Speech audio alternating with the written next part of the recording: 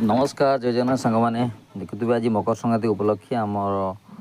समस्ते आज गड़चंडी आसुँच माँ गड़चंडी पीठ कहीं ये वन देवी दर्शन जो वर्षकर थरे जो मजा थाए आज आम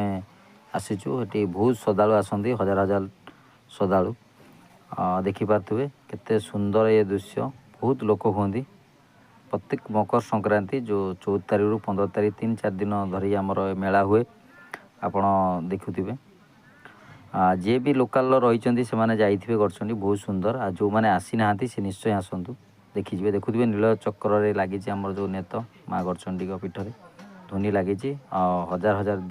हजार दीप जालिकी जाती मनस्कामना पूरण हुए देखिपे ये माँ को मदर मंदिर भीतर दृश्य सेठी मूर्ति रही देखिपे पत्थर तैयारी माँ को मूर्ति केते सुंदर देखा आप देखिपे ये जो मीना बजार से हजार हजार श्रद्धालु थे बहुत लोक थे बहुत लोक जाम थे मीना बजार रे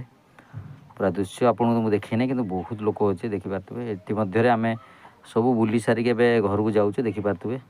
पहाड़ पहाड़ तले माँ को पीठ अच्छी बहुत सुंदर बहुत उच्चा पहाड़ देखुए बाइक स्टाण्ड ये घर जावा टाइम 5:30 होगा पलैबा घर को देखिपे शालुआ गछ चारि तरफ गोटे माकड़टे भी सीटी आसुथी देखिपे माकड़टी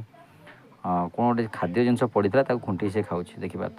आ नुआ एवं माँ गड़चंडी मतलब गेट केटे सुंदर देखिपे माँ गड़चंडी नंबर लिखाई लाइट